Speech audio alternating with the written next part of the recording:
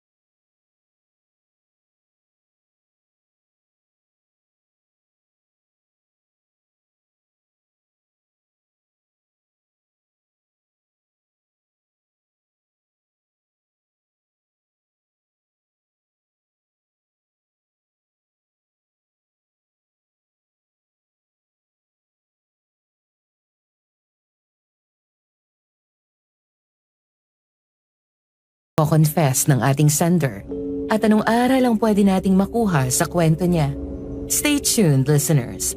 Also, please like, share, and subscribe to our channel, Aswang Confessions. Maraming salamat.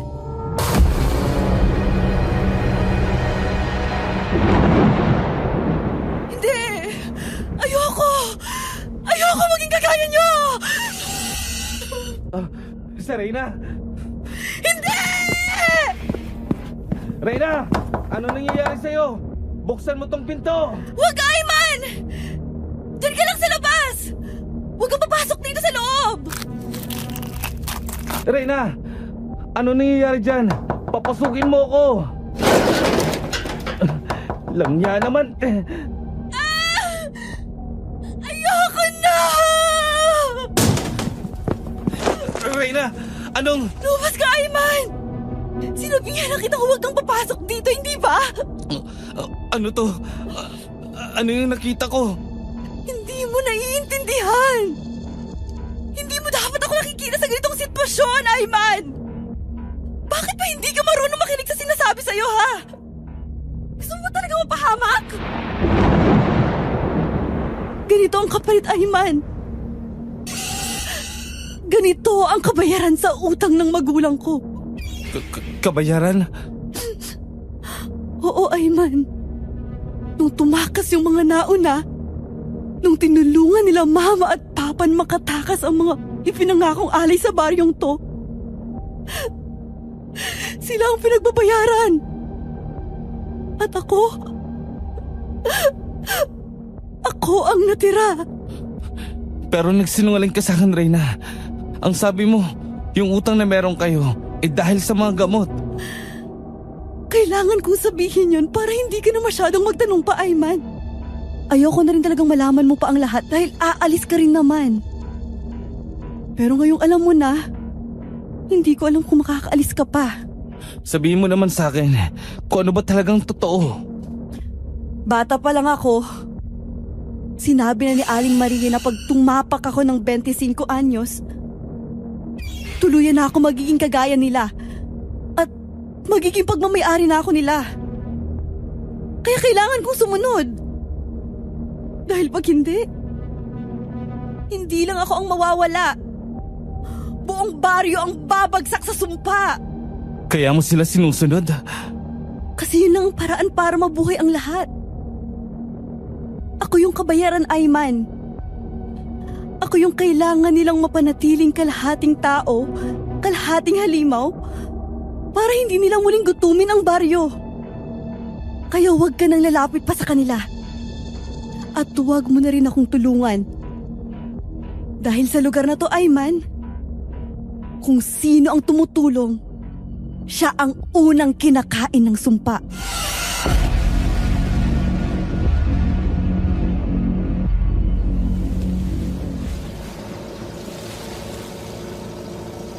Manong, Parang ang layo natin sa kabiasnan.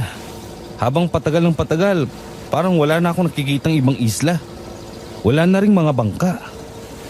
Dahil bibihira lang talaga ang napapadpad sa lugar na to, iho. Bilang lang sa daliri ang mga turistang dumadayo sa parting to ng Siquijor. Bakit naman po? Delikado po ba rito, Manong? Ay nako, hindi ko alam kung paano ko ipapaliwanag sa'yo nang hindi ka natatakot. Pero kalat na kalat sa buong probinsya na merong mga dayo sa islang ito na hindi na nakakabalik sa kanila. Mga dayong tulad mo. Minsan, nababalitaan na lang namin na nalunod daw. Meron ding nagugulat na lang kami mga mangingisda ng pulo na may bangkay ng palutang-lutang. At ang sabi, galing daw sa islang gusto mong puntahan ngayon. Grabe naman. Parang pang horror movie naman yung babala mo, Manong. Bakit po? May mga kriminal ba sa isla na yan na nakatira? O di kaya may mga magnanakaw? Ay, mas masahol kaysa sa inaakala mo, iho. Ano nga palang sadya mo sa isla na yan? Bakit dyan mo naisipang pumunta? Sa dami-raming pwedeng puntahan sa Siquijor. Na-search ko po kasi sa Reddit. Parang forum po yun sa internet. May nag-post po na may magandang tagong isla dito sa Siquijor. Sabi nila, mga tahimik at mababait daw mga tao dito. Perfect daw na pang break galing sa buhay syudad. Pinatos ko na dahil bukod sa drain na ako. Writer po kasi ako. Naghahanap ako ng lugar na pwede kong mapagkuhanan ng inspirasyon para makapagsulat. Sakto, nakita ko yung post na yon. Kaya heto, medyo excited po ako sa mga tanawin na makikita ko doon. Ay, hindi ko naman maitatangging maganda talaga ang mga lugar dito. Pero tungkol saan ba yung sinusulat mo, iho? At bakit dito pa? May mga pwede akong i-rekomenda sa yung lugar. Basta hindi lang dito. May mental image na po kasi ako sa lugar na pupuntahan natin, Manong. Lalo na bago ako pumunta dito, nakita ko na yung litrato ng isla. Kaya kahit papano, may nasimulan na ako. Bale, yung tungkol naman po sa sinusulat ko, tungkol sa Tagong Baryo. Tapos may isang dayo na napadpad doon. Tahimik, maganda yung tanawin. Pero ang hindi niya alam, marami pa pala siyang hindi alam tungkol sa baryo. Dahil yung baryo pala na yun, pugad ng mga aswang. Aba, kung ganun swak na swak ka pala doon. Pero ito lang ang mapapayo ko sa iyo, iho. Na sana ay pakinggan mo. O kung suwayin mo man, nasa sayo na yon. Tulad doon sa sinabi mong post, tama yun sa ilang anggulo lang. Tama na mababait sila. Yun ay kung may pakinabang pa sila sa'yo. Pero mag-iingat ka rin dahil pwedeng dumating ang araw na hindi na. At baka doon mo matuklasan kung bakit iniiwasan to lahat ng mga taga-Siquijor. Manong naman, alam kong hindi tayo magkakilala. Kaya hindi ko alam kung binibiro mo lang ba ako, seryoso ka. Pero siguro, dahil nandito na rin naman ako, idadaan ko na lang sa dasal. Nakakakilabot po kasi yung mga sinasabi niyo. Basta, iho, itatak mo lang sa kukote mo. Kapag naandun ka na sa mismong baryo, kahit anong mangyari, wag na wag kang tatanggap ng kahit anong pagkain o inumin sa mga taong naandun. Lalo na kung unang amoy mo pa lang, hindi mo na gusto ang aroma. Dahil baka hindi mo mapansin, tinutunaw na pala ang nasa loob mo. Tunog urban legend po yan Pero salamat po. Salamat sa paghatid sa akin, Manong. Hayaan niyo po. Makikita niyo pa ako makakalabas dito ng buhay. Napailing na lang sa akin si Mang Luis. Para na rin siyang nalilito kung talaga bang seseryosohin ko yung mga payo niya sa akin o hindi. Sa totoo lang, Miss Ligaya, nung hindi ko pa naririnig yung tunog ng bangka, parang gusto kong tumalikod at sumama na lang ulit kay Manong, pabalik sa bayan. Napabuga na lang ako ng hangin.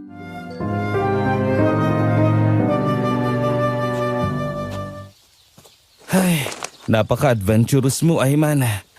Ayun, mukhang hindi ko pa ma-enjoy itong view ng isla na to. Dahil sa mga babala ni Manong kanina. Mukhang ang ganda pa naman.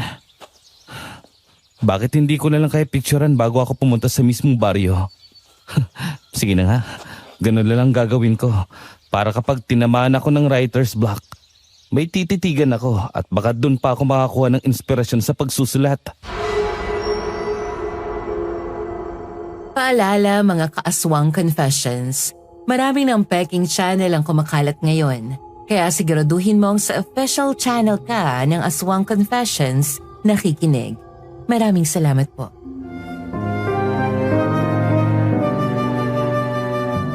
Ilang beses kong kinuhaan na may different angles yung isla. Yung iba naka-selfie ako. Matapos kong masatisfied sa mga kuha ko, doon ako nagsimulang maglakad papunta sa mismong baryo. Pero hindi pa man ako nakakarating sa pupuntahan ko. Natigilan ako na bumungad sa akin ng isang matandang lalaking may hawak na tungkod. Magkasalubong ang mga kilay niya habang ako ay tinititigan. Bigla tuloy akong kinabahan kung tutuloy pa ba ako o tatakbo na lang palayo. Dagdagan pa ng hangin na biglang dumaan, nadama ko ang pagtindig ng mga balahibo ko sa aking batok.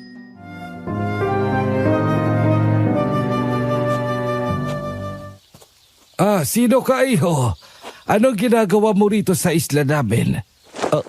Magandang umaga ho, Tatang. Taga Maynila ho ako. Dumayo lang ako dito para magbakasyon. Yun po yun ay kung ayos lang sa inyo. Bakit naman hindi, iho? Sige, halika't sumama ka sa akin. Papunta sa baryo. Pasensya ka na ha kung gano'n ang bati ko sa'yo. Medyo hindi lang naging maganda yung gising ko ngayong araw.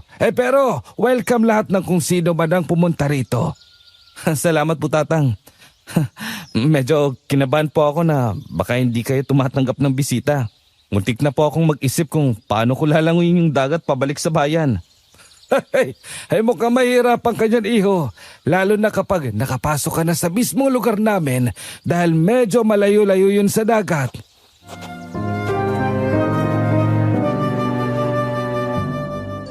Ilang minuto yata kaming naglakad ng matanda, Miss Ligaya. Dumaan din kami sa masukal na gubat kung saan may nakita akong maliit na kubo. Yun lang ang natatanging bahay na nasa loob ng gubat. Tahimik lang kami ng matanda dahil wala naman kaming mapag-uusapan. Hindi ko rin alam kung paano ako mangungunang kausapin siya. Lalo na't parang napaisip talaga ako kung paano ako makakaalis dito kung sakaling pinagtabuyan niya ako.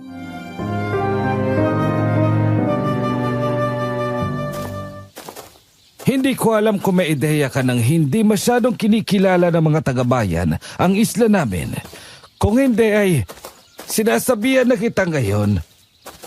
Kaya gano'n ang reaksyon ko kanina ay iniisip ko na baka may pinadala na naman ang mga taga-bayan para pagsabihan na naman kami dito na may balak itong ipasara ng gobyerno.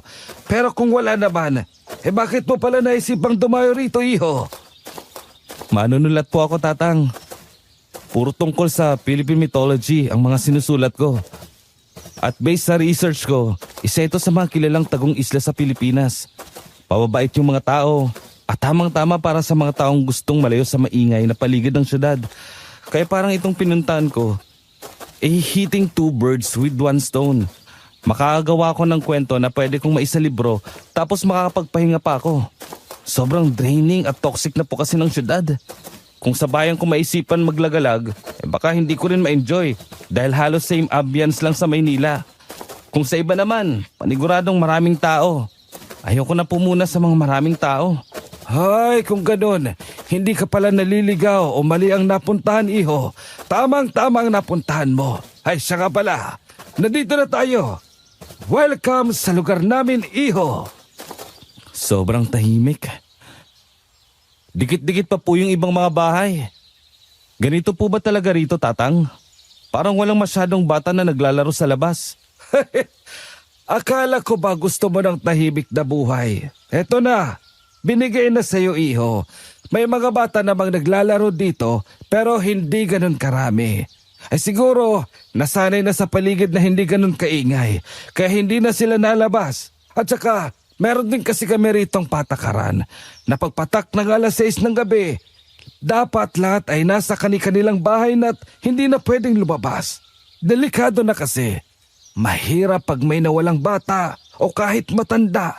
Panigurado naman kung sinong naghatid sa'yo rito. Alam ang tungkol sa mga nababalitang bangkay na lumulutang na lang sa dagat, di ba?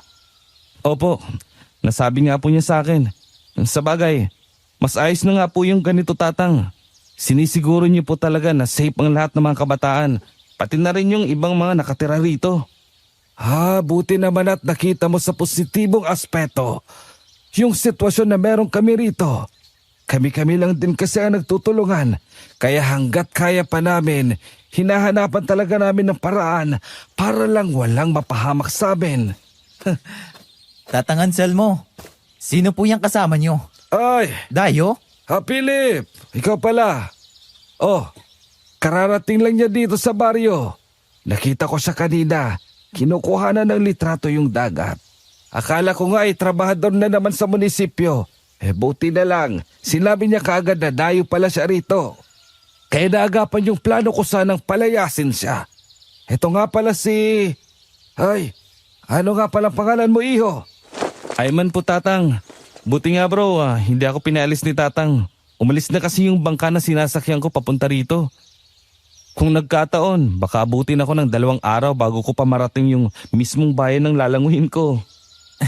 Mas ayos na yun kaysa mapahamak ka dito. Pero welcome pala sa bayan namin. Ako si Philip. Matagal na ako nakatira dito sa baryo. Nakakainggit talaga minsan yung mga dayong tulad mo na napapadpad dito. Kami kasi mga taga rito, gusto naming pumunta sa ibang lugar naman. Pero kayo, gusto nyong balik ng balik dito. Ganun talaga siguro pag nauumay ka na sa isang lugar at pare-pareho lang yung nakikita mo. Sa tagal ko nakatira sa syudad, parang gusto ko nang dito na lang ako tumira. Mahangin, maraming puno, tapos ang tahimik pa ng lugar.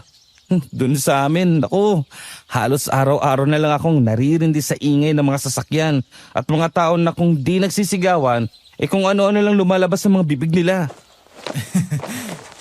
Mas matitiis ko pa siguro yung ganun kaysa mga sigaw ng mga dayong katulad mo. Ay, Philip, tumigil ka na. Ano nga palang ginagawa mo rito? Akala ko ba ay nasa bukid ka kasama ng tatay mo? Yung pinapagawa ko sa'yo sa bakuran ko, hindi mo pa ginagawa. Ay binayaran na kita, di ba? Tatang naman, anong gagawin mo sa ilaw na manok? Sawang-sawa na ako sa manok, Tang. Abat, nagrereklamo ka pang bata ka ha? Pabuti nga't sinuhulan pa kita. Kahit hindi mo pa tinatapos yung pinapagawa ko sa'yo. Ikaw pang may ganang mairita dyan. Pasensya na, Tang. Tama na po. Huwag niyo naman akong hampasin niyang tungkod niyo. Kita niyo, nanonood si Ayman. Baka isipan niya napakasalbahe mo. Ay, napakarami mong kwentong bata ka. Tumigil ka na, pwede ba ha? At saka, ano naman kung makita ni Ayman? Kasalanan mo naman. Hey, tapusin mo yun ha. Larga na. Ay, at ikaw naman iho. Maiwan muna kita ha. Kailangan kong bantayan si Philip sa pinapagawa ko sa kanya. Baka mamaya, hindi na naman niya gawin. Ako pa ang madidehado. Kaya ikaw na munang bahala sa sarili mo ha. Kung mag-iikot-ikot ka rito, walang problema yon. Maghanap ka na rin ng matutuluyan mo. Basta bago sumapit ang 6:00, dapat may matuluyan ka na. Ha? Sige na. Ingat po kayo.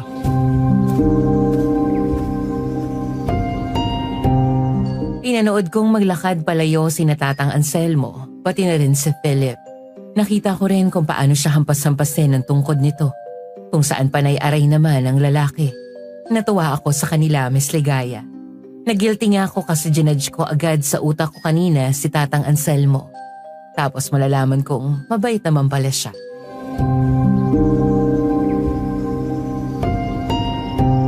Saan naman kaya ako pupunta ngayon? Ay, makapaglakad-lakad na nga lang muna siguro. Para na rin maging pamilyar ako sa lugar na to. Baka mamaya, makakuha pa ako ng inspirasyon. Iyo, saan ang punta mo? May tindahan po pala rito. Ay, oo naman. Saan bibili mga taong nakatira rito ng mga pagkain nila kung walang tindahan, hindi ba? Tagasan ka nga pala. Ngayon lang kita nakita rito. Taga Maynila po ako, Ale. Naghahanap po sana ako na matutuluyan. Ang dami niyo po palang binebenta rito. Nagkakarinderya rin po kayo? Oo, iho. 3 kami may karinderya dito. Tas marami-rami naman ang mga maliliit na tindahan. Pero akin ang pinakamalaki. Kaya madalas, dito sa akin bumibili ang lahat ng mga taga dito sa amin. Tsaka matutuluyan baka mo. Ay nako, sayang. Napagiba ko na kasi yung dating kwarto ng anak ko. Hindi na kasi umuwi yon dito dahil may sarili ng buhay sa Maynila. Dito sana kita pwedeng patirahin. Teka po, ano pong amoy yun? Parang amoy bulok. Ay nako, sandali. Mukhang si Ren ang may gawa nun. Sinabihan ko na siyang lagyan niya ng pampatanggal ng matapang na amoy yung kakainin namin eh. Aling Maria, ubos na po yung pampatanggal ng matapang na amoy para sa ulam po na gusto niyong ipaluto sa akin. Pasensya na po. Hindi po ako sanay sa ganyang kalansang amoy ng dugo. Ay, pasensya na po kuya. Aling Maria, may bisita po pala. Naku, pasensya na po talaga. Ang dumi-dumi pa ng itsura ko. Bakit ba kasi lumabas ka pa rito? Alam mo naman karamihan sa mga customer natin. Hindi sanay sa malalansang amoy, hindi ba? Sana sumigaw ka na lang at nang mapuntahan agad kita sa loob. Dito ka pa talaga nagpakitang gilas na bata ka. Hala, sige, pasok na sa loob. Ay, pasensya na iho. Aasikasuhin ko muna tong Serena. Kung ayos lang sa iyo, maupo ka muna dyan sa upuan para mabalikan kita. Pagkatapos maluto ng pagkain na pinaluluto ko sa kanya, pag-ahainan din kita kahit wag mo nang bayaran. Wag na Aling Maria. Hindi magandang pagkakatimpla ko sa lutong ulam. Pwedeng iba na lang ibigay natin sa kanya? Biskwit o di kaya chichirya? Naibang ka na ba talagang bata ka? Bakit mo naman bibigyan ng pagkain hindi naman nakakabusog ang lalaking to? Eh di hindi na umulit yan dito sa atin. Hindi ka ba nag-iisip ha? Ale, huwag niyo na po siyang pagalitan. Ayos lang po kahit hindi ako makakain. Total, hindi pa naman po ako ganun ginugutom eh. Dahil kumain po ako kanina, bago ako bumiyahe papunta dito. Baka mamayang gabi pa ako ulit gutumin. Pero salamat po sa concern niyo.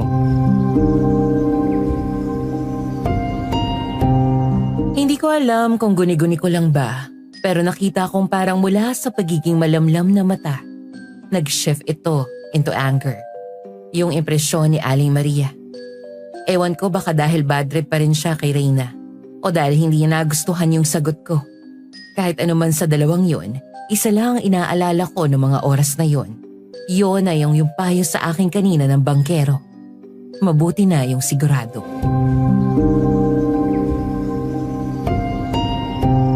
Aling Maria, akala ko po ba aasikasuhin pa natin yung pagkain sa loob? Huwag po nating pilitin si kuya kung hindi siya nagugutom. Sige ka, baka mas lalo siyang mawala ng gana na bumalik dito dahil ganyan yung ugali niyo sa akin. Nakakawalang gana yon, di ba kuya? Siguro. Ay, pasensya ka na sa inasta ko, iho. Ilang beses na kasing pumapalpak si Rena nito mga nakaraang linggo. Hindi ko maiwasang hindi mainis. Tingin ko naman, normal lang na pakiramdam yon, hindi ba? O siya, hindi ko napahabain pa. Papasok muna kami sa loob at babalikan ka na lang namin pagkatapos. Ayos lang bang dito ka muna? Opo. Wala pong problema. Salamat po.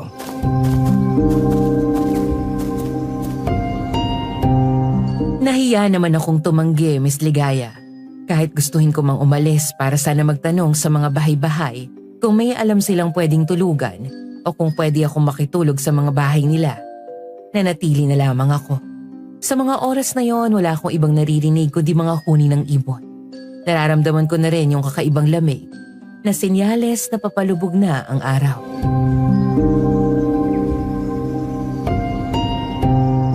Wah, ang ganda ng langit.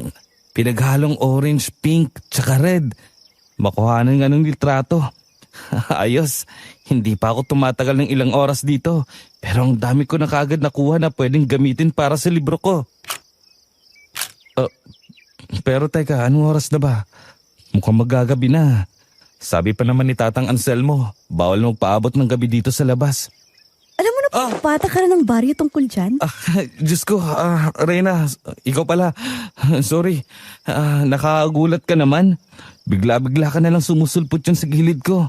Buti na lang wala akong sakit sa puso. Kundi baka inatake na ako sa iyo. Pasensya na kuya. Pinalabas na ako dito ni Aling Maria. Ang sabi niya, ako na raw bahalang mag-asikaso sa'yo. Na-bad trip na kasi siya sa akin ng tuluyan dahil hindi ko nasunod yung instructions niya tungkol sa gagawing ulam. Tapos, nandun naman sa plastic ng mga pinamalengke niya, yung pampatanggal ng matapang na amoy na gusto niyang ilagay ko sa ulam. Hindi ko kasi nakita. Kaya ayun, hindi na raw siya makakalabas at tatapusin niya na lang yung ulam na hindi ko pa nasisimulan. May pagkamakulit ka pala, ano? Nung sumulpot ka kasi kanina sa harapan namin ni Aling Maria, akala ko tahimik ka. Halata sa mukha mo yung pagkamainhin, ganun. Mga tipo ng babaeng hindi mahilig magkihalubilo sa ibang tao. Pero iba ka. Ginulat mo talaga ako sa kadaldalan mo ngayon. Kung alam mo lang kung gaano ako kakulit, kuya, baka manawa ka sa akin kakakinig ng lahat ng mga gusto kong sabihin. Bago muna ang lahat, saan mo pala balak tumuloy dito? Meron ka na bang nakontak na taga rito sa baryo namin? Bago ka pumunta? Wala eh. Yun na nga yung inaalala ko. Kung saan ako matutulog ngayon. Baka maabutan ako ng tanod dito. Yari na. Ayoko naman na sa unang tapa ko rito. Pangit na agad yung impresyon sa akin ng mga taga sa inyo. Muntikan pa naman akong palahiyasin ni Tatang Anselmo dito kanina. Buti at hindi natuloy. Nagkita na kayo ni Tatang Anselmo? Anong sinabi niya sa'yo? Wala naman. Bakit? Meron ba dapat? Wala. Wala. Mukhang wala sa hulog yung matandang yun ngayon. Tsaka yung tungkol naman sa tanod na sinasabi mo, walang kwenta mga tanod dito sa amin. Hindi naman kasi sila nakikialam sa buhay ng ibang residente dito. Parang kahit mga opisyalis ng baryo namin walang function. Lahat sunod-sunuran. Kung gusto mo, dun ka na lang tumuloy sa kubo ko. Ilang araw mo babalak manatili rito? Hindi ka naman siguro magtatagal, no kuya? Huwag mo na akong tawagin kuya. Ayman na lang. Kung titingnan, mukhang namang hindi ganun nagkakalayo yung mga edad natin eh. Ilang taon ka na ba? 24. Magbe-25 na sa makalawang linggo. Oh, edi sakto. Baka maabutan ko pang mag-25 ka bago ako bumalik ng Maynila. Ha? Mananatili ka rito ng 2 linggo? Oo, bakit? May masama ba? Kung gawin mo na kayang 1 linggo, huwag ka nang umabot sa kaarawan ko. Wala naman akong handa eh. Akala ko ba makiki-birthday ako sa'yo? Hindi, huwag kang mag-alala. Nakakahiya naman yun. Hindi naman tayo ganun magkakilala. Tapos iimbitahan ko yung sarili ko sa birthday mo. Chill. Hindi naman ako ganun. Pero sabi mo, di ba, 2 linggo ka rito sa amin? Baka ma-homesick ka. Kaya mas maganda kung makakauwi ka kaagad sa inyo. Sakit naman nun. Damang-dama ko yung pangtataboy mo sa akin ah. Ay kaso kasi, yung ticket ko pa uwi sa Maynila, sa Makalwa pa talaga.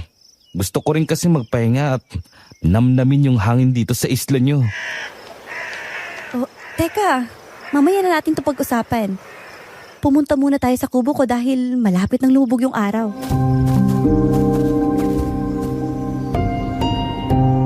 Sumunod na lang ako kay Reyna, Miss Ligaya. Nakakahiya naman sa babae kung ako na nga yung inaasikaso niya. Tapos ako pa tong hindi makikinig. Kaya kahit gusto ko munang mag-ikot-ikot, inalala ko rin yung mga sinabi ni Tatang Anselmo kanina sa akin.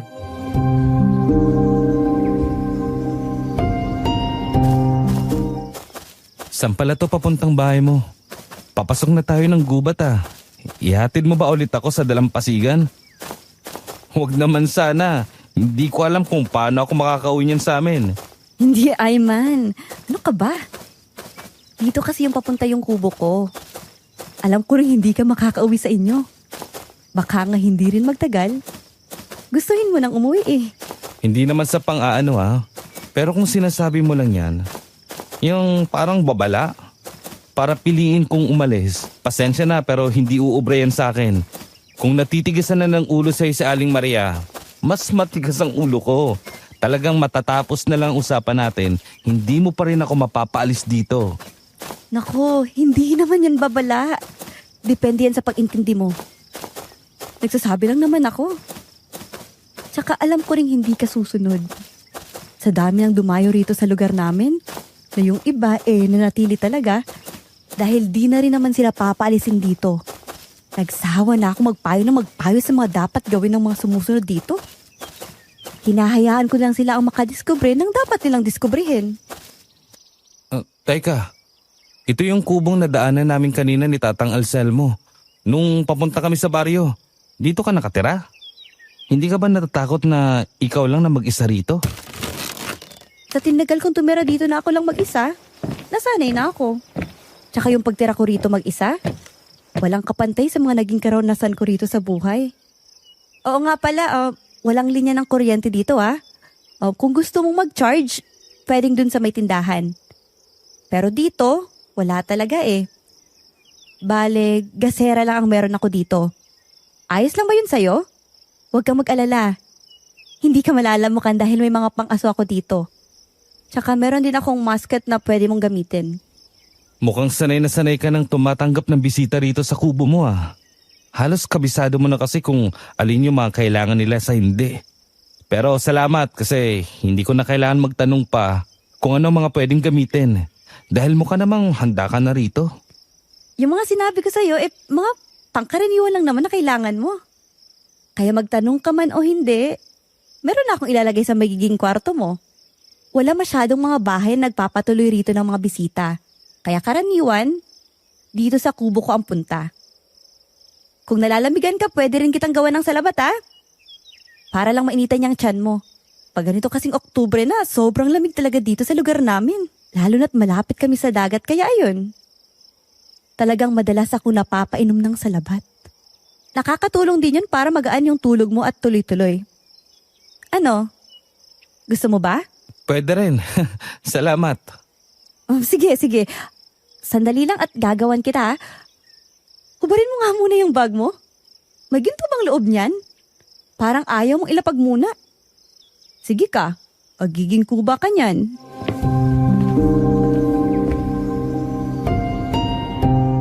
Natawa na lang ako sa sinabi niya. Isa lang ang na-realize ko nito, Miss Ligaya. Mukhang hindi talaga maganda ang judgment ko pagdating sa mga ganitong bagay. Una, si Tatang Anselmo. Akala ko masungit at suplado. Mabait naman pala. Sadyang inaalala lang niya yung mga tao rito sa baryo. Si Aling Maria. Akala ko mahaba ang pasensya.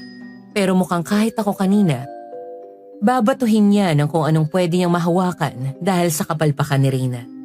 Pero naiintindihan ko rin yun. At aminado naman si Reyna sa lapses niya. May mga hindi siya nasunod kaya napagalitan siya. At si Reyna, akala ko talaga mahinhin kumilos o di kaya magsalita. Pero hindi. Sobrang kwela niya. At ito, grabe rin niya ako kung asikasuhin.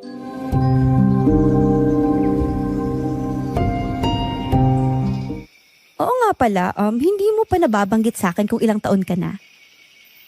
Ang dami mo nang alam tungkol sa akin pero ikaw, halos wala. Para kasing wala namang interesting sa buhay ko. Pero 25 na ako nung August pa. Sus, kahit ano pa naman yan, handa ko namang pakinggan. Tutal, nakikinig ka naman sa akin kahit halata sa mukha mo na naririndi ka na eh. Pero 25. Ibig sabihin, ganap ka na. Buo na. Ganap? Buo? Anong ibig mong sabihin? You mean matured na, ganun ba? Kasi based sa research ko, pag tungtong mo ng 25 anyos, dyan na lahat papasok sa utak mo yung mga realizations mo sa buhay. That includes your maturity. Kung baga, dyan pala magiging fully buo yung frontal lobe ng brain mo. Hindi ko maintindihan sinasabi mo. Pero kung ano man, yun na nga yun. Ganap, buo ka na kung ano ka ngayon. Hindi ko masasabing ganun nga. Lalo na't nakapunta nga ako rito sa Siquijor. Pero yung kalahati ng puso ko, ayun, nandun pa sa ex-girlfriend ko. May pagkamadrama ka rin pala, ano? Buti na lang hindi ka hysterical pagdating sa ganyan. Di tulad ng kaibigan kong si Philip. Hanggang ngayon, dinadama pa rin yung pagkawala ng nobya niyang dayo rin kagaya mo.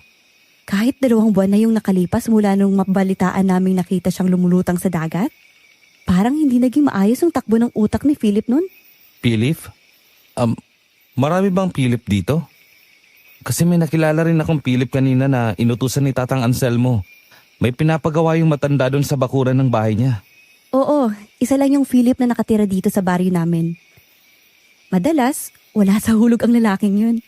Pero minsan, matino naman siya. Oh, ito na pala yung salabat mo. Sabihin mo sa akin kung masarap ha? Salamat pala dito. Nakausap ko siya kanina. Mukha naman siyang mabait. Hindi ko alam na may ganun pala siyang pinagdaraanan. Normal lang naman ang hindi malaman. Lalo na kung kakakilala niyo pa lang sa isa't isa. Sadyang magaling lang talaga magdala si Philip ng sarili niya. Kaya minsan, akalain mong wala siyang problema. Kaso yun pala, masyado nang malalim yung iniisip niya. Pero kahit ganun, hanga ako sa kanya kasi kinaya niya pa rin sa kabila ng lahat. Minsan, ang totoong question dyan, kung may pagpipilian ba tayo? Kasi madalas wala. At yun ang mahirap doon. Kaya nga ito, para naging iskapo ko na rin o alibay sa sarili ko yung paglagalag ko rito sa lugar nyo. Dahil may gusto akong takasan sa totoo kong buhay. At yun yung problema ko sa pag-ibig. Kahit kung tutuusin, kaya ko siyang ibaling na lang sa pagsusulat ko. Kaso, minsan kulang na rin yung pagsusulat Kailangan ko talaga ng mga taong hindi pamilyar sa akin para maramdaman ko na hawak ko pa rin ang sarili ko. Ang hirap palang dumating sa edad na parang lahat ng mga bagay dapat alam mo yung sagot, no? Sa totoo lang, parang ayoko nang mag-25 Pakiramdam ko kasi pag nakatapak na ako sa ganyang edad, parang ang dami ko nang kailangang harapin. Tapos hindi ko na alam kung paano ko yung tatalikuran o ihahandle. Ganon din ang sagot ko. No choice tayo kundi sundin niyo kung anong gusto mangyari ni Tadhana sa buhay natin. Kailangan pa rin bang sundin yung gusto ng Tadhana? Kahit yung gusto niyang mangyari sa buhay ko, pwedeng ikapahamak ng ibang tao? Ang tanong dyan, gusto mo bang magpahamak ng ibang tao?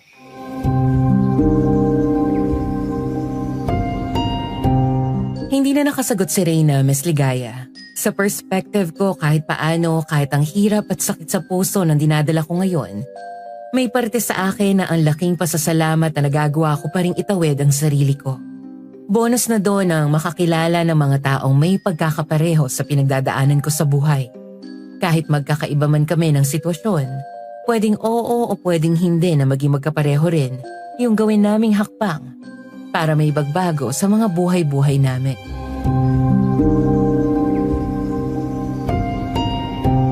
Sa susunod ko na iisipin yan.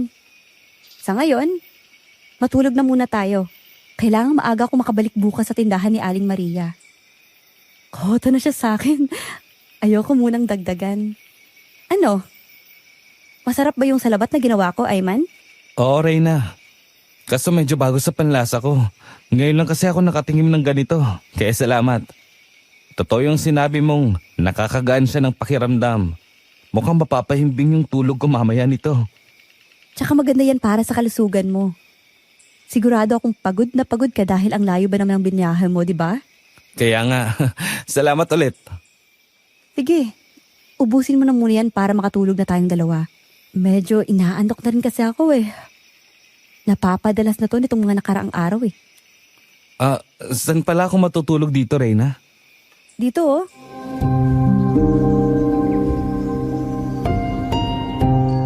Iminuestra sa akin ni Reyna ang isang kwarto na katabi lang ng kwartong malapit sa pintuan ng kubo niya.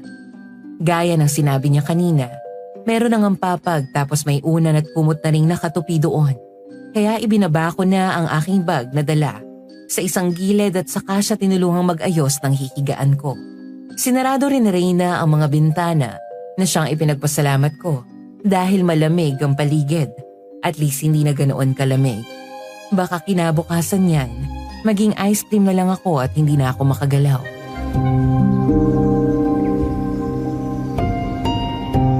Salamat sa pag-aasikaso, Reyna. Magsabi ka rin kung may kailangan ka at baka kaya ko palang gawin. Matulungan mo lang kita at maibalik ko sa iyo yung kabutihan na binibigay mo sa akin. Naku, di na no. Pero gusto ko lang humingi ng pabor. Madali lang naman. Ano ba yon? Kahit anong mangyari, wag na wag mong bubuksan tong bintana. May marinig ka man, o kung ano, basta wag. Nagkakaintindihan ba tayo?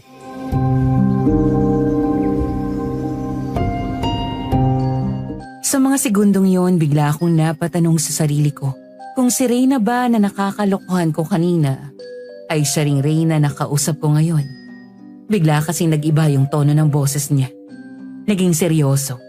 Bukod doon, pakiramdam ko kapag sinuway ko yung utos niya, maaaring may pwedeng mangyari. Kaya napatango na lang ako. Ayoko rin namang mag-brain freeze sa sobrang lamig kung bubuksan ko yung bintana.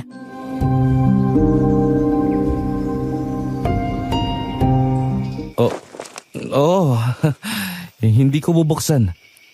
Mabuti na yung maliwanag tayo. Okay. Magpahinga ka na, Ayman. Bukas na bukas din, ipapasyal kita sa baryo. Sige. Salamat. Good night. Kung hindi lang bumalik sa dati yung boses niya, iisipin kong pwede niya akong pagalitan anytime kung magiging matigas man ang ulo ko.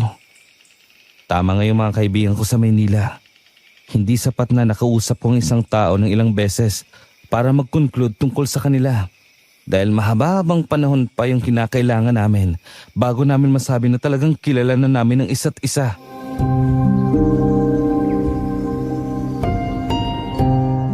Hindi ko na malayang nakatulog na pala ako dahil sa dami ng pumapasok sa utak ko, Miss Ligaya. Pero bago yun, may ideya na pumasok sa utak ko. Yun ay si Reyna na lang ang gagawin kong female lead material para sa gagawin kong kwento. Nang biglang,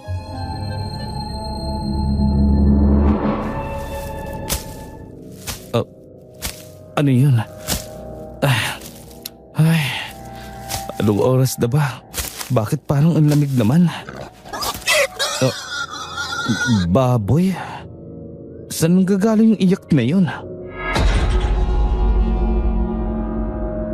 napabangon ako sa kinahihigaan ko dahil ang sakit sa tenga pakinggan ng tunog. Parang mababasag yung bubong dahil sa maingay na yapak sa taas.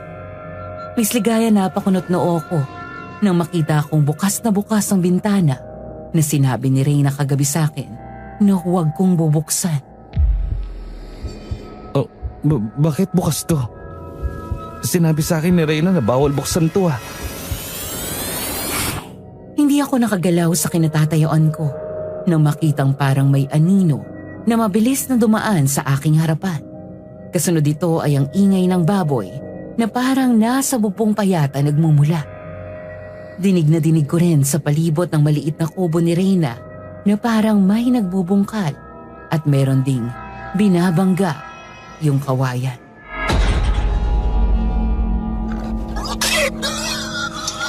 Ito ba yung kapalit ng katahimikan sa umaga dahil sobrang ingay sa gabi? Pero teka, nasan ba si Reyna? Kahit kinakabahan, pinili kong isarado yung bintana at lumabas ng kwarto. Kung malamig na kagabi, parang mas dumoble pa ngayong madaling araw. Kakatukin ko na sana yung pintuan ni Reyna nang makaamoy ako na parang sunog na buhok tsaka malansang amoy ng dugo sa labas ng kubo niya. Hindi ko na napigilan ang sarili ko, kaya tinakpan ko na lang ang ilong ko. Naalala kong meron pala akong dalang 5 power bank in case na malobat ang aking cellphone. Kaya naman muli akong pumasok sa kwarto para kunin ang aking cellphone at paglabas ko ay ginamit ko ang flashlight para makita ko ang daan dahil hindi sapat kung gasera lang. Ang sakit sa tenga. Bakit ngayon pa naisipan ng baboy na to umiyak sa ganitong oras? Mabilis ang tibok ng puso ko habang naglalakad palapit sa pinto ng kubo ni Reyna, Miss Ligaya. Nakita kong may maliit na siwang sa pinto niya. Kaya doon na ako sumilip at nakita kong may isang figura ng hayop na sobrang laki at itim na itim pa ang balat. Muli itong umigik, kaya napatakip ako ng tenga. Wala na siya sa bubong, kaya dito naman siya lumipat. Pero bakit ganon? Meron pa rin ako naririnig na ingay na tunog ng pakpak sa taas ng bubong. Huwag mong sabihin. Natumba ako sa kinatatayuan ko, pero sa kaba ko agad din akong gumapang papunta sa kwarto na inilaan para sa akin ni Reyna. Ignorance is bliss, yun ang sabi nila. Pero yung mga ganitong bagay, nahihirapan akong wag pansinin, Miss Ligaya. Kasi wala naman akong ideya kung ano ang gagawin ko.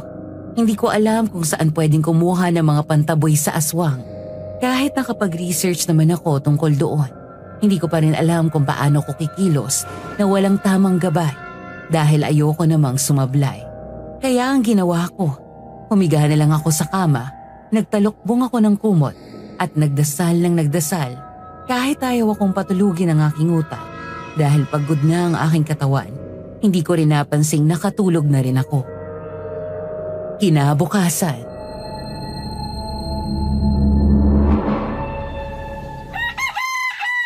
Ayman?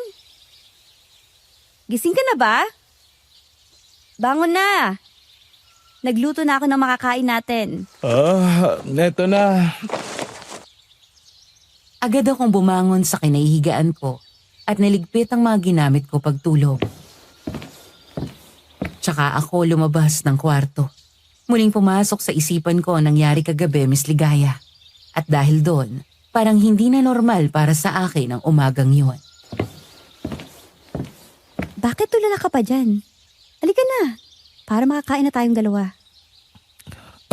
Sorry. Sige, uupo na ako.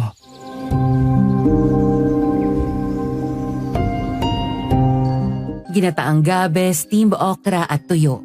Iyon ang nakalatag sa hapagkainan. Kumakain naman ako ng gulay kaya hindi na ako nagdalawang isip pang kumuha ng pagkain sa plato. Pero habang ginagawa ko yon, hindi ko rin maiwasang hindi isipin ang mga nangyari kagabi.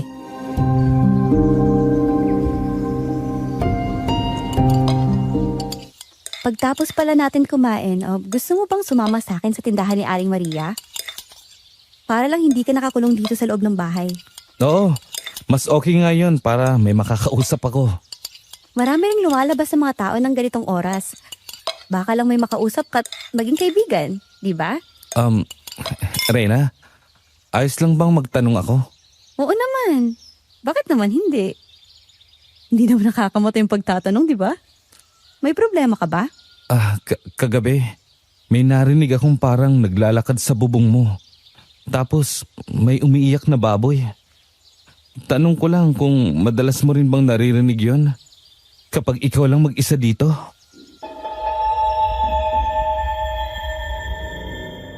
Nakita akong nag-chef ang mood niya. Kung kanina ay magana pa siyang kumain at mukhang maganda ang gising niya, ngayon naging seryoso na siya. Parang siya ulit yung Reyna kagabi na binalaan ako tungkol sa bintana. Ngayon dahil sa reaksyon niya, hindi ko alam kung paano ko sasabihin sa kanya na nabuksan yung bintana ng kwarto kagabi kahit hindi naman ako ang nagbukas nun. Ang aga naman nilang manggambala. May sinasabi ka ba, Reyna? Hindi ko alam kung paano ko ipapaliwanag sa'yo, Ayman. Pero malapit na kasi ang kabilugan ng buwan. At kapag malapit na, maraming kababalaghan ang nangyayari dito. Dito sa baryo namin. Kaya ang masasabi ko lang, mas maganda kung ngayon pa lang umalis ka na rito. Hindi magandang manatili ka dito. Kasi kung ipipilit mo, baka talagang hindi ka na makalabas ulit sa baryong to. Sa madaling sabi, may mga nilalang ng gabi na umaaligid dito sa baryo nyo? Ganun na nga. May pamilya ka pa bang babalikan? Kung oo, umuwi ka na. Huwag kang gumaya sa ibang dumayo dito na hindi na nakabalik sa kanila. Nababalitaan na lang na wakwak na ang pagkatao nila o di kayo lumulutang na sa dagat. Akala ko hindi yung galing dito. Ang sabi nila. Yan naman ang palagi nilang sinasabi sa mga nauna. Pero dahil mukhang may alam ka naman tungkol dito, hindi na para gawin kang tanga at maging sunod-sunuran sa kanila. Kasi kaming mga nandito, hindi na kayo makakalabas dahil nakatayo na kami sa kanila. Anong ibig mong sabihin? Sandali lang, Ayman. Pagbubuksan ko muna ng pinto yung kumakatok. Kumain ka muna dyan. Damihan mo para may resistensya ka. Sige, salamat.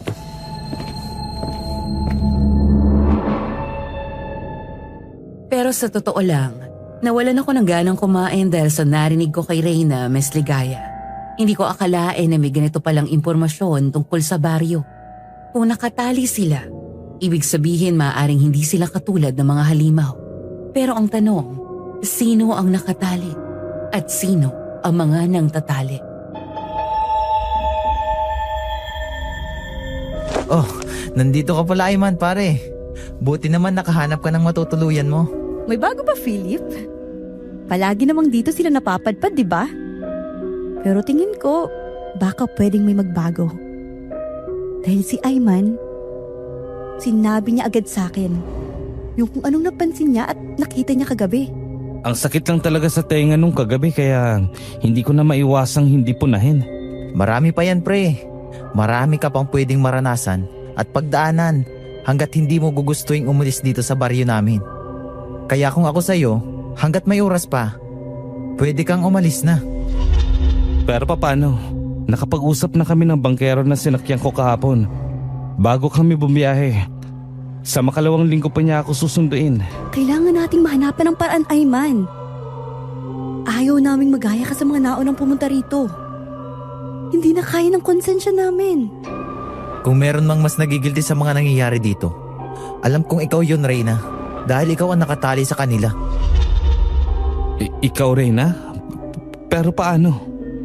Kung narinig mo na yung kwento o chismis tungkol sa baryo namin na merong nalalason dahil sa pinamimigay na pagkain o inumin ng tindahan na napupuntahan o pinagbibilhan mo, totoo yun.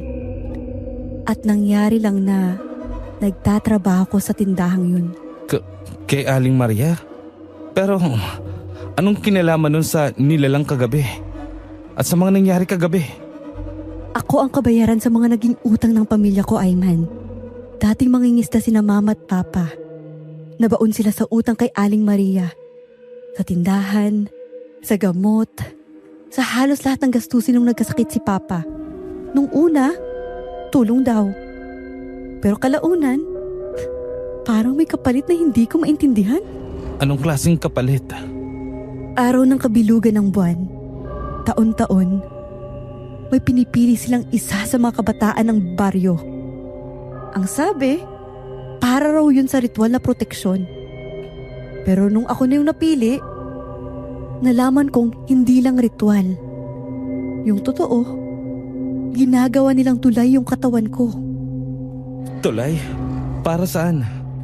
Para makalampas ang mga nilalang ng gabi. Para makatawid sila sa pagitan ng mundo natin at ng kanila. Sa pagkakaupo niya, nakita kong nanginginig ang mga kamay ni Reyna. Hindi dahil sa takot lang, kundi sa bigat ng liham na matagal na niyang kinikimkim. Nung una, hindi ako pumayag. Pero sinabi ni Aling Maria na kapag tumakas daw ako, buong pamilya ko raw ang papatayin ng mga halimaw na nagtatago dito sa baryo. Kaya wala akong nagawa. Wala akong nagawa kundi pumayag. Dito ako tumira sa kubo na to mula noon, bilang parang anak-anakan. Pero hindi naman talaga ako anak eh. Isa lang akong paalala. Paalala? Na may utang pa rin kailangang bayaran. Sabi nila, sa oras daw na tumapak ako ng 25, magiging ganap na akong kanila. Kaya hindi na ako pwedeng umalis dito, Ayman. Hindi ako pwede sa buhay na normal. At hindi rin ako pwede sa mundo nyo. Hindi ko alam kung anong mas mabigat. Yung kwento niya o yung paraan ng pagkakasabi niya. Parang tanggap na niya ang kapalaran niya. Habang ako naman, unti-unti akong nakakaramdam ng galit. Hindi sa kanya, kundi sa mga taong pinaniwala siya na wala na siyang pagpipilian. Hindi mo kailangang manatili sa ganitong sumpa, Reyna. Kung gusto mong tumakas, tutulungan kita. Hindi mo alam ang sinasabi mo, Ayman. Hindi yun ganun kadali. Akala mo basta takbuhan mo lang, tapos na ang lahat? Hindi. Dahil dito, kapag may lumabas na hindi pinayagan, sinusundan sila hanggang makuha ulit. Wala naman sigurong sumpa na hindi nababasag. Reyna, baka lang kailangan ng tamang paraan. Huwag muna kayo magsilta pareho. May naririnig ako sa labas. Nakita kong dahan-dahan siyang tumayo. Lumapit sa bintana at marahang isinara ang tabing. Paglingon sa amin ni Philip, namutla na ang mukha niya. Naririnig niyo ba yun? Ano yun? Mga taga-singil. At doon ko lang mas naiintindihan, Miss Ligaya, na hindi utang ng pera ang binabayaran ng pamilya ni Reyna, kundi utang na may kaluluwa ang kapalit. At siya ang kaluluwang iyon.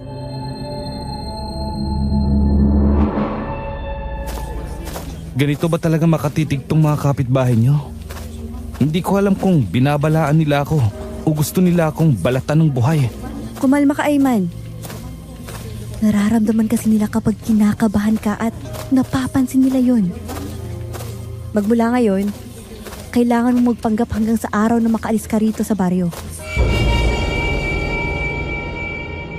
Wala akong idea kung paano yung pagpapanggap na gusto niya. Pero susubukan ko nilang sundin para makaalis na rin ako rito. Hindi nga ako makapaniwala, Miss Ligaya. Kasi akala ko inspirasyon lang makukuha ko rito. Hindi ko alam pero mukhang tama pa pala yung sinasabi ni Mang Luis sa akin na bagay sa akin yung libro na gusto kong isulat. Reyna, bakit kasama mong dalawang lalaking to? At nandito ka pa pala, iho. Anong pumasok sa utak mo at talagang nanatili ka pa rito sa baryo namin? Aling Maria, huwag naman ako kayong ganyan sa bisita. Nagustuhan ni Ayman yung lugar, kaya siya nandito. Bueno, maganda naman kung gano'n. At least, madadagdagan ang populasyon ng baryo natin. Tama ba, iha? Opo. Philip, Ayman, magtatrabaho muna ako sa loob ha. Maiwan ko muna kayong dalawa rito sa labas. Ayman, mamaya na lang ulit. Iya, ang sabi nga pala ni Pablo, gusto niyang dumito ka muna sa bahay para madali ka naming mautusan kapag maiuutos kami sa'yo. Ho? Pero, Aling Maria, May problema ka ba, Reyna? Baka nakakalimutan mo ang utang sa amin ng magulang mo, iya. Umawang ang labi ko nang lumabas sa tindahan ang isang lalaking matangkad pero mataba ang pangangatawan. Tumaas ang balahibo ko dahil nang magtama ang paningin namin. Parang may pagkatakamang nasa mga mata niya, Miss Ligaya. Mang Pablo, alam ko ang utang sa inyo ni nanay. Pero binabayaran ko na yun. Hindi ko alam kung bakit pati yung pag-uwi ko sa bahay kailangan pagbawalan nyo eh.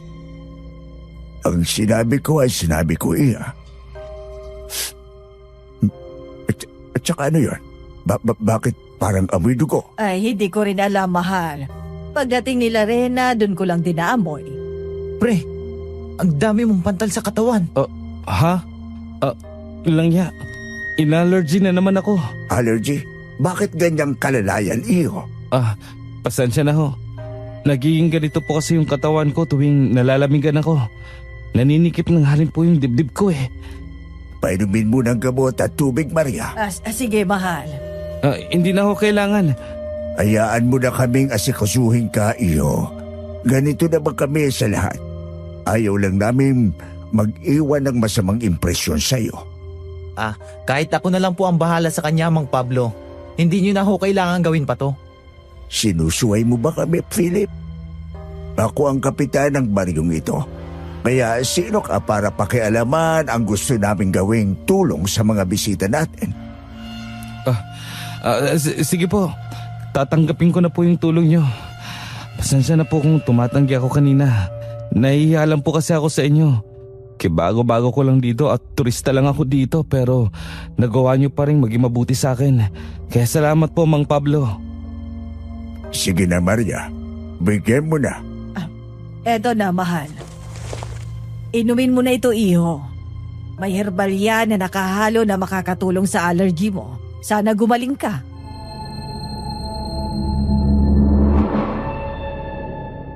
Kinilabutan ako sa mga binitawang salita ni Aling Maria Mesligaya. Siguro kasi alam ko sa loob ko na hindi naman talaga ako gagaling sa binigay niya. Bagkus baka pwede pang mas lumala. Pero dahil ayoko na rin mapagalitan pa sina Philip at lalo na si Reyna, ininom ko na sana hindi na lang pala.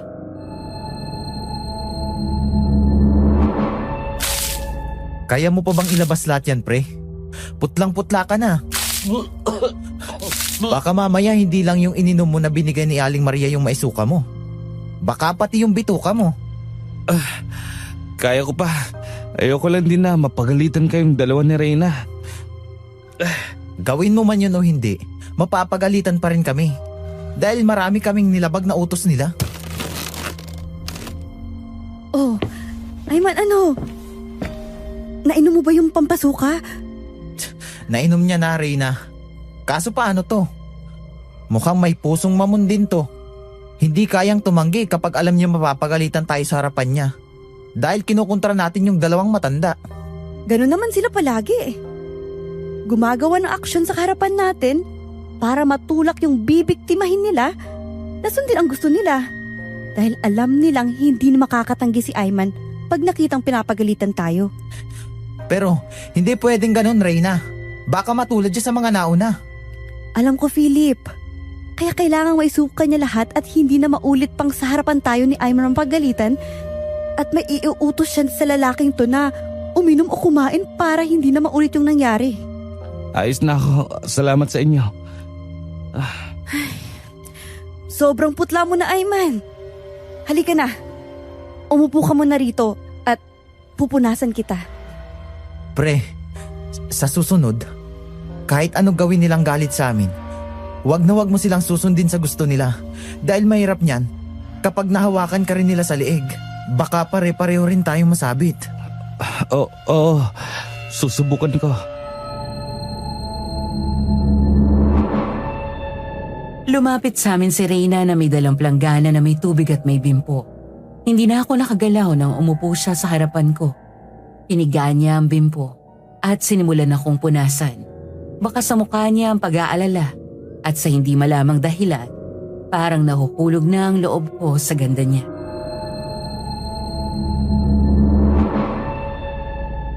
Ito ang tandaan mo hanggat nandito ka, Ayman. Huwag na huwag kang tatanggap ng kahit ano mula sa kanila. Hindi mo alam kung ano yung nilalagay nila dun. Minsan, hindi sapat na may alam ka tungkol sa nakita o narinig mo. Madalas, kailangan mo ring pakinggan kami dahil alam namin ang mabuting dapat mong gawin. Nakukuha mo ba? Pasensya na. Hindi ba ako nakatulong sa inyo ni Philip, Reyna? Hindi naman sa ganun. Ang sa amin lang, may mga kagaya mo rin na kino-corner nila sa pamamagitan namin.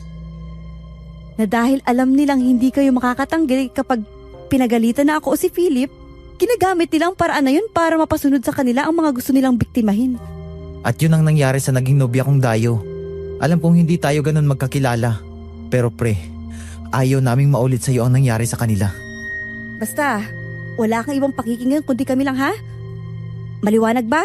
Oo, maliwanag. Nung gabing yon, hindi na ako nakatulog ng maayos. Kaya naman gamit ang tinitipid kong flashlight, nagsimula akong magsulat sa notebook ko ng mga nangyari dito sa baryo. Mula sa mga naririnig ko kagabi, sa mga sinabi na Reyna at Philip, pati na rin sa mga aksyon ni Mang Pablo at Aling Maria at ang pinainom nila sa aking dalawa.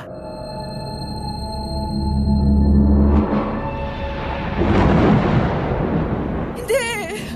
Ayoko! Ayoko maging kagaya niyo! Si Reyna! Hindi! Reyna! Ano nangyayari sa'yo? Buksan mo tong pinto! Huwag ka, Ayman! Diyan ka lang sa labas! Huwag kang papasok dito sa loob! Reyna! Ano nangyayari dyan? Papasukin mo ako! Langya naman!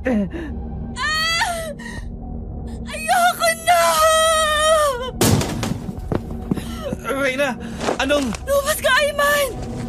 Sinabi nga na kitang huwag kang papasok dito, hindi ba? Ano to?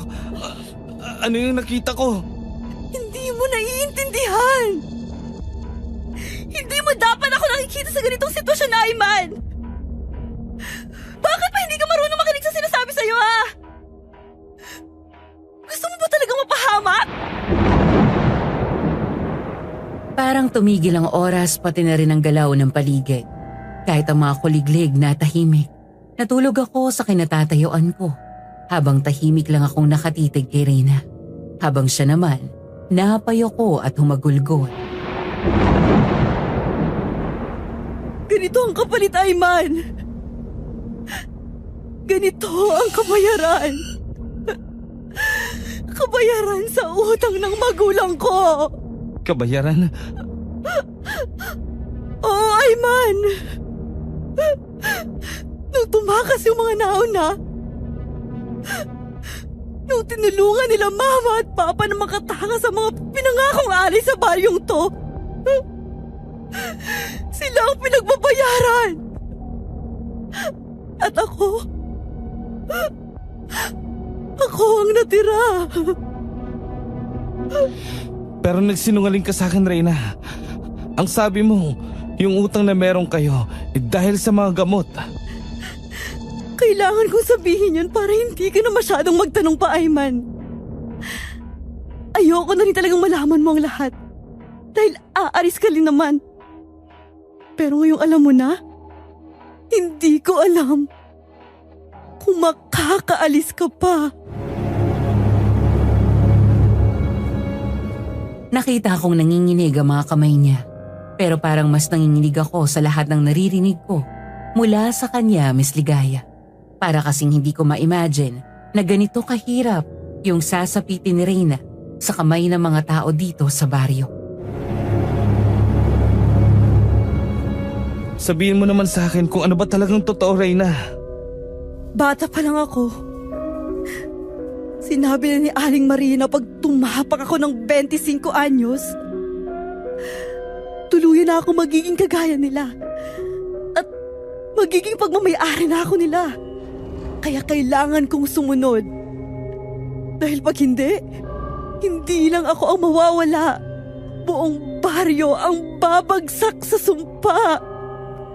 Kaya mo sila sinusunod? Kasi yun lang ang paraan para mabuhay ang lahat. Ako yung kabayaran, Ayman. Ako yung kailangan nilang mapanatiling kalahating tao, kalahating halimaw. Para hindi nila muling gutumin ang baryo. Hindi ako nakasagot. Sa liwanag ng flashlight nakita kong unti-unting bumabalik sa normal ang balat ni Reyna. Parang walang nangyari. Pero ang titig niya, puno ng pagod at takot. Kaya huwag ka nang lalapit sa kanila. At huwag mo na rin akong tulungan. Dahil sa lugar na to, Ayman, kung sino ang tumutulong, siya ang unang kinakain ng sumpa. Napalunok ako. Sa unang beses mula nang dumating ako rito, hindi ko alam kung mas dapat ko bang katakutan si Reyna o kaawaan. Kinabukasan, Ang tahimik na naman ng baryo. Dahil malapit ang kabilugan ng buwan. Yung ibang mga taga-baryo hanggat kaya nila, ayaw nilang makialam sa nangyari dito. Dahil natatakot sila para sa mga sarili nilang pamilya. Ningingitim pa rin yung kuko mo. Hindi ko alam kung hanggang kailan ganito to. Dati, agad-agad din namang nawawala kahit malapit pa ang kabilugan ng buwan. Pero ngayon, Mukhang sa bawat araw na dadaan, pwedeng maging malala ng malala yung mga sintomas na yan. kaya kailangan mo nang umalis, Ayman. Hanggat maaga pa, hanggat wala pang kabilugan ng buwan. Pasensya na, pero ayoko, Reyna. Parang hindi ko kakayaning isipin kung anong pwede mangyari sa'yo kung iiwan kitang mag-isa rito. Nandito na tayo. Huwag ka nang maingay. Damihan yung kain nyo. Masasarap lahat yan. Oh, Rena, Ayman. Nandito na pala kayo. Gusto nyo bang kumain, mga iya at iho? Busog na po kami, Aling Maria. Nakakain na po kami kanina sa bahay ni Reyna. Ba't ba ayaw mong patikimin si Ayman ang lutong ulam ko, Iha? Para naman magkaroon na tayo ng panibagong customer. Pwede naman po. Kaso busog na siya, Aling Maria. Hindi ko naman pwedeng pilitin si Ayman na kumain. Diba? Oo nga pala. Kausapin mo si Pablo. Nandun sa loob ng bahay. Ayman, nandito ka pala. Pre. Oo. Kadarating lang namin ni Reyna. Pagod na ako. Gusto ko nang matulog. Kaso ang dami pang inutos sa akin ni Tatang Anselmo. Ano ba kasi yung ginagawa mo dun sa bahay niya? Philip, iho.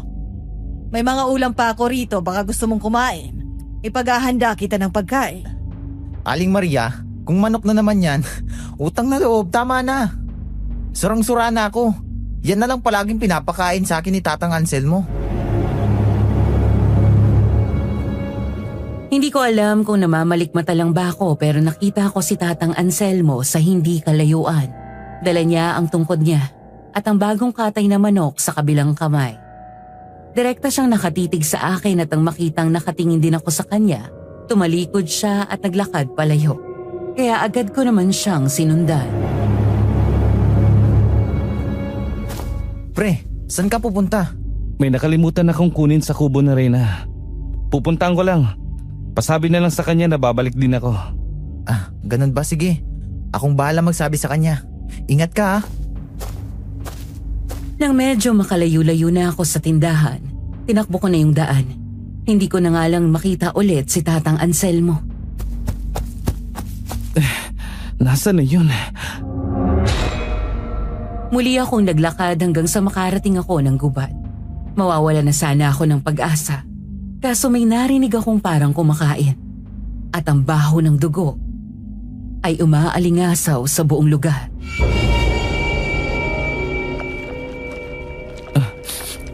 Saan gagaling yung amoy na yun? Ang sarap talaga ng sariwang karne. Pamilyar yung boses na yun. Parang kay... Sino yan?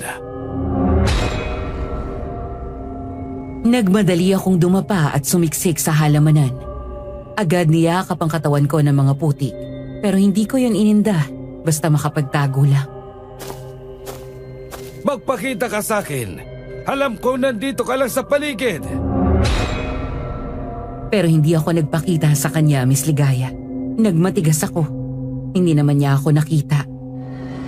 Kaya alam kong ayos lang kahit hindi ako magpakita sa kanya. Naamoy kita. Naamoy ko ang sariwa mong dugo. Kaya ngayon pa lang, magpakita ka na. Asa ka. Lumipas ang ilang minuto na wala na yung ingay na parang may kumakain. Narinig ko rin ang mga yabag papalayo ni Tatang Anselmo. Kaya doon pa lang ako nakahinga ng maluwag. Doon din ako unang nagkaroon ng realization, Miss Ligaya. Aswang si Tatang Anselmo. Hindi ko alam kung ano ang mas matindi. Yung takot na nararamdaman ko o yung kaba na baka huli na ang lahat para kay Reyna. Sa bawat hakbang ko pabalik ng baryo, para akong hinahabol ng sarili kong anino. Ramdam ko na parang may malamig na mata na nakasunod sa bawat kilos ko. Pero wala na akong pakialam. Kailangan kong maabutan si Reyna. Kailangan kong maitakas siya habang hindi pa dumarating ang kabilugan ng buwan.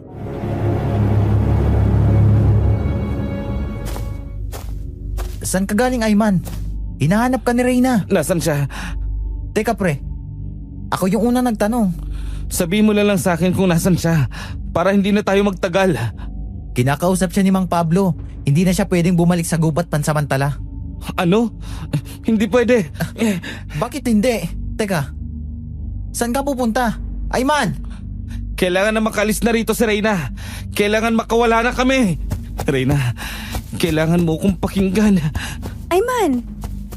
Saan ka galing? Reyna, makinig ka muna. Kailangan na nating umalis dito. Ngayon na. Nasaan si Aling Maria? Tsaka Mang Pablo? Umalis sila. May pinuntahan. Pero babalik din agad.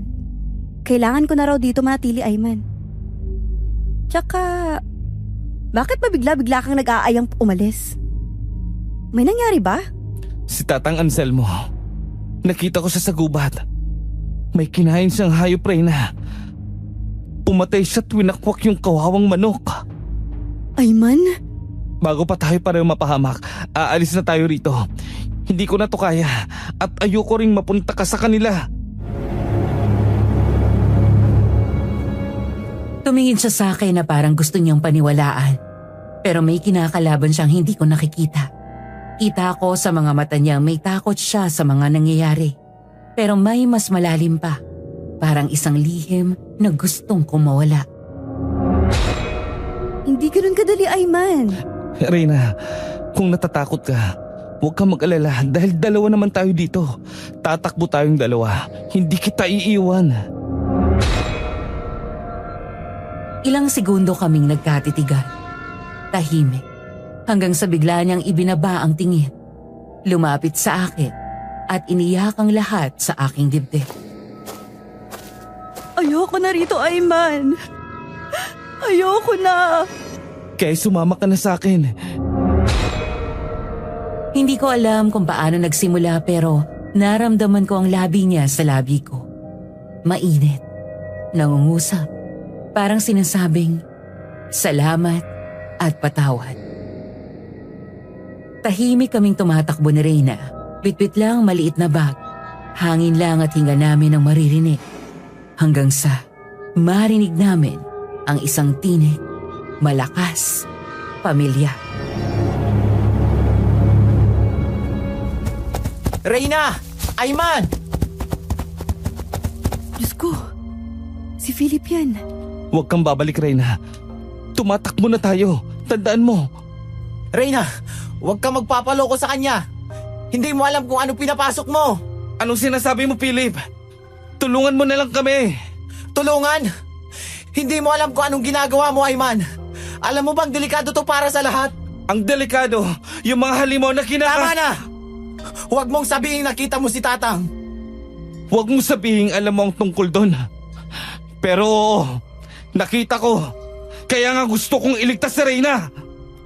Philip, tama na please. Sa pagitan ng pagtatalo naming dalawa ni Philip, ay si Reyna na umiiyak, nanginginig ang katawan at parang nahahati siya sa gitna. Hindi malaman kung sino ang papanigan sa aming dalawa.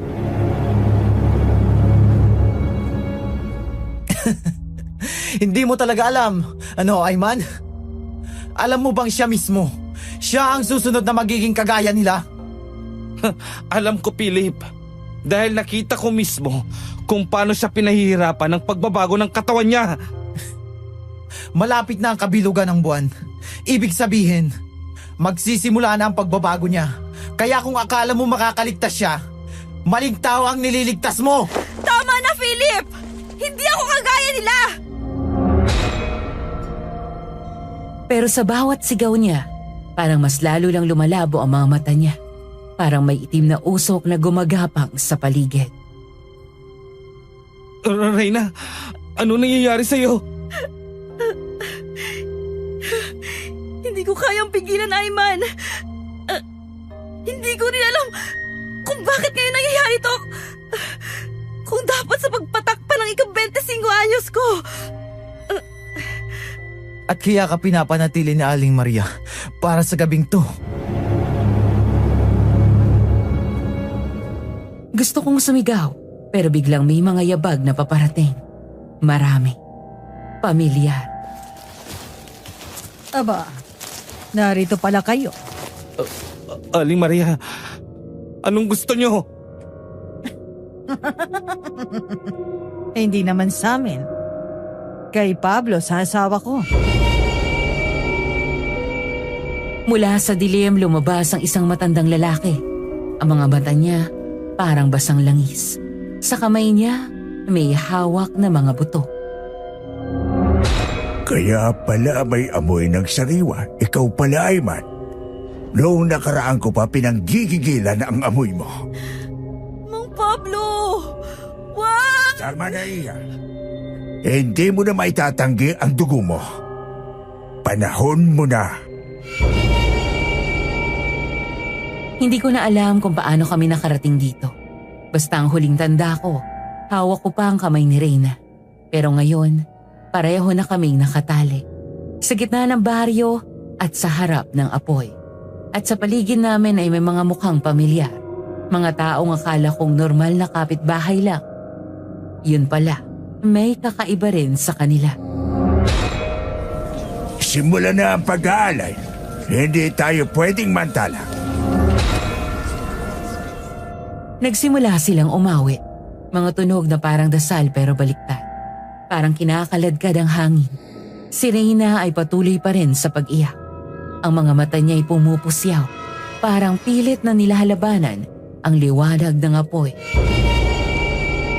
Mang Pablo, huwag niyong gawin sa akin to!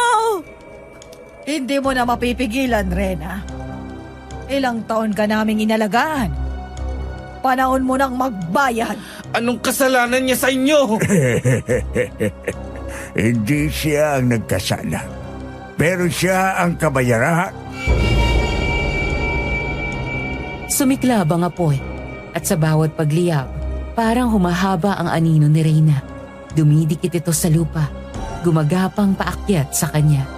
Hindi ako halos makagalaw. Ang tanikala sa kamay ko parang nagiging mas mahigpit sa tuwing sisigaw ako. Tama na to, Mang Pablo. Sapat na yung mga nauna. Tumahimik ka, Philip! Wala kang alam sa pinasok natin! Hindi na ba talaga kayo mapipigilan? Mula sa ginawa niyo sa dati kong nobya, hanggang dito sa dalawang to, hindi na talaga kayo marunong maawa! Awa? At bakit naman kami maawa kung sila naman ang magiging dahilan para manatili tayong buhay? Ha, Philip? Bakit hindi na lang si Ayman ang pagpiyastahan nyo? Tutal, gusto nyo naman ng sariwa, di ba? Gawin nyo na lang pain sa mga bagong darating si Reyna. Pero huwag nyo siyang idamay dito. Tonto!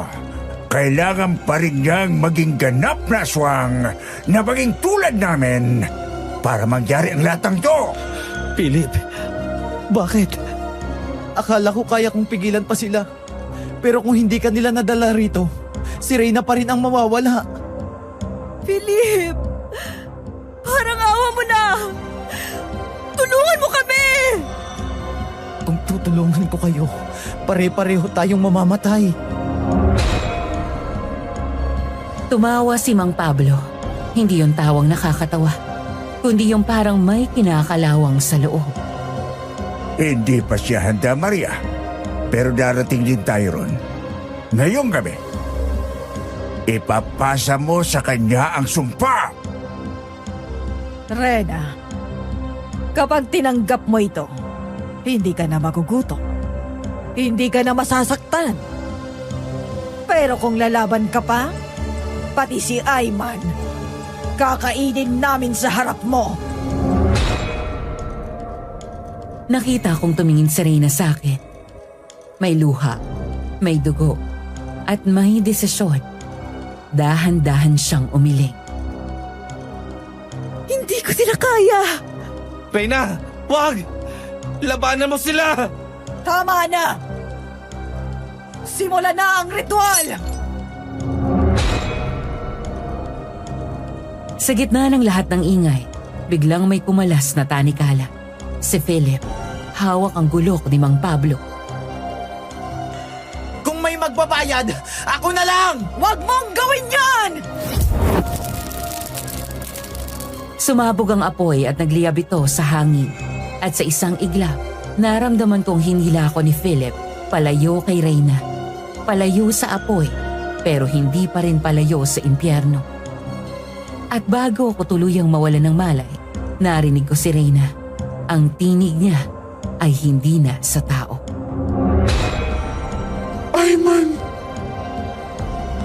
Nagising na lang ako at nakita kong umaga na. Nang tingnan ko ang paligid, naririnig ko yung alpas ng tubig sa dalampasigan.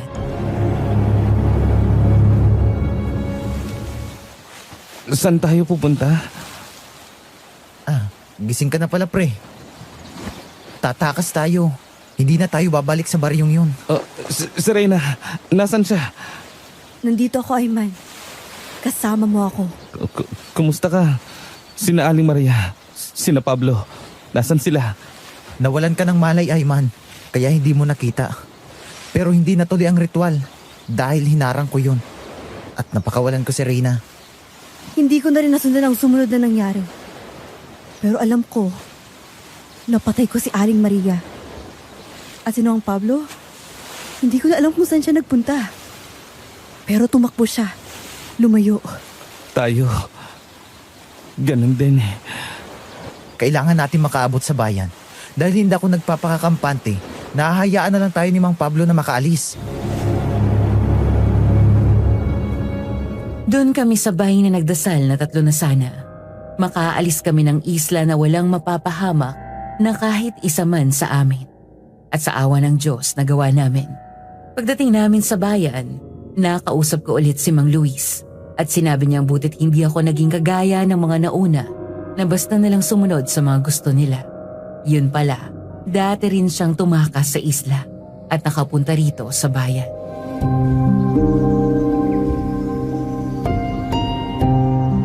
Sana kung may lakas loob lang akong kagaya mo.